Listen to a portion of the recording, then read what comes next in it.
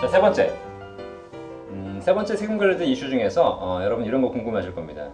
그 변액보험들 많이 판매하시는데요. 일반적인 금리 연동형 보험 상품은 고객이 낸 돈을 어디 투자하냐면 대부분 다 채권에 투자합니다. 그죠? 채권에서 투자하면은 거기서 발생한 이제 고객이 낸 돈을 가지고 회사들이 투자해서 이자를 드리지 않습니까?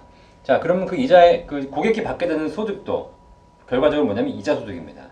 그렇기 때문에 이자 소득에 대해서 비과세가 된다면 거기서 세금을 내지 않아도 되는 거죠. 자, 그런데 변액보험은요. 만약에 고객이 변액보험을 통해서 보험을 가입하시고 거기에 보험료를 내셨습니다. 그럼 이 변액보험을 통해서 보험료를 어디에 투자할까요? 고객이 펀드 설정을 하게 돼 있어요. 그러면 채권형도 투자하시게 되지만 국내 펀드형도 투자하시게 되고 해외 펀드도 투자하시게 되고 다양한 펀드에 골라서 투자하시게 됩니다. 그죠? 자, 근데 변액보험은 과세입니까? 비과세입니까? 변액보험도 5년 이상 내시고 10년 이상 유지하면 비과세라고 들었어요. 그죠?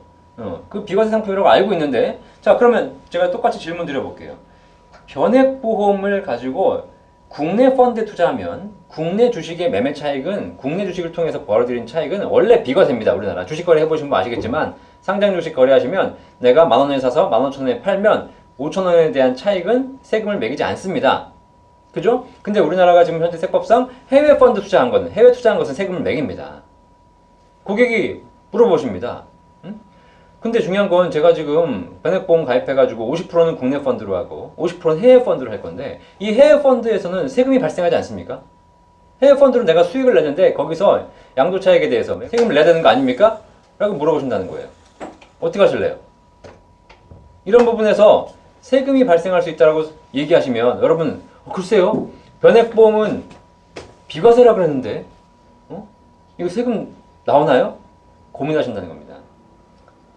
자, 변액보험은 비과세라고 들었는데 변액보험을 가지고 해외 펀드 투자했을 때 거기서 발생한 매매 차익에 대해서는 세금을 매길까 안 매길까?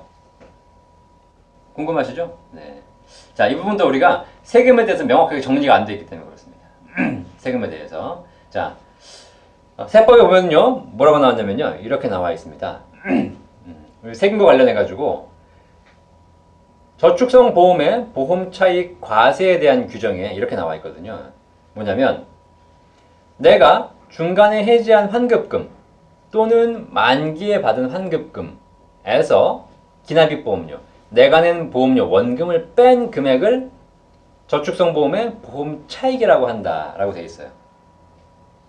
그죠? 그 보험 차익이라고 하며 그 보험 차익을 뭐라고 한다?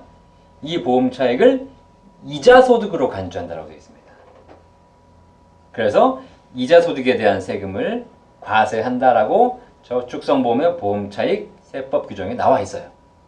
이해되시겠죠? 이게 무슨 얘기냐? 이 문구를 제대로 모르시면 우리가 이런 질문에 헷갈릴 수밖에 없습니다. 중요한 건 뭐냐면요. 사실 은행은요. 고객이 낸 돈을 가지고 그죠? 예대 마진을 통해서 고객에게 수익을 지급하기 때문에 고객이 낸 돈 가지고 다른 사람에게 빌려주고 받은 돈, 이자 이런 건 명확하게 이자 소득입니다. 이자 수익이죠.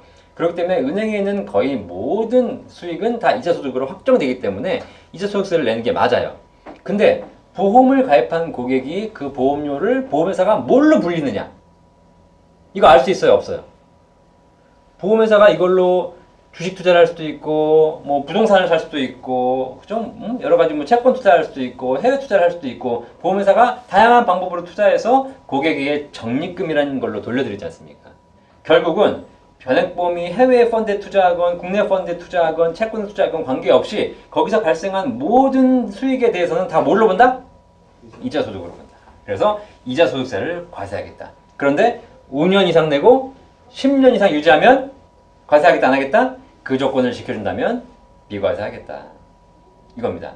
자, 그럼 여기서 우리가 하나 팁을 얻을 수 있습니다.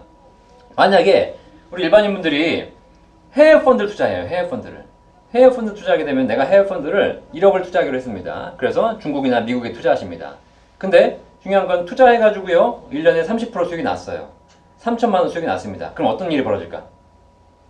자, 만약에 여러분들이 증권사에 가서 펀드를 가입하셨다면 1억을 투자해서 1억 3천만 원 수익이 나면은요, 그 3천만 원 수익에 대해서 세금을 내셔야 돼요. 응? 기본적으로 배당소득세를 내셔야 되는 것이고, 그 다음에 그 세금을 내시고 났더니 그 세금 차익이 소득이 3천만 원이잖아요. 그럼 우리나라 금융소득 종합과세가 2천만 원 넘어가면 금융소득 종합과세 해당되지 않습니까? 이분은 바로 금융소득 종합과세 해당이 되셔가지고 별도로 다시 소득신고를 하셔야 된다는 거죠. 그렇죠? 응? 그런데 변액보험을 통해서 똑같이 차이나 펀드에 가입하시고 1년 뒤에 30% 수익이 나셨다. 그러면 세금 내야 안 내요? 한 푼도 없다라는 거예요.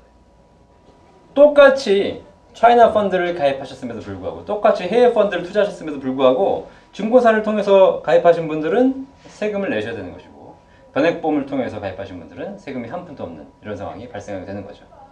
자, 이해되시겠죠? 자, 그래서 변액보험을 통해서 발생한 모든 소득은 뭐다? 그것을 뭘로 벌었건 관계없이, 어떤 소득이든 관계없이 전부 뭘로 본다? 이자소득으로 본다. 아시겠죠? 자, 그러면 이제 보험을 통해서 우리가 보험 차익이 무엇이든지 대해서 궁금해하실 필요는 있다 없다? 없다라는 것만 보시면 되고, 그것을 이자소득세를 안 내시기 위해서 어떤 조건을 지켜야 되는지 그것만 확인하시면 되겠습니다. 자, 세금에 대한 세 가지 이슈 정리해 드렸는데 꼭 확인하셔가지고요, 여러분 여러 가지 세금에 대한 궁금증 해결하시길 바라겠습니다. 감사합니다.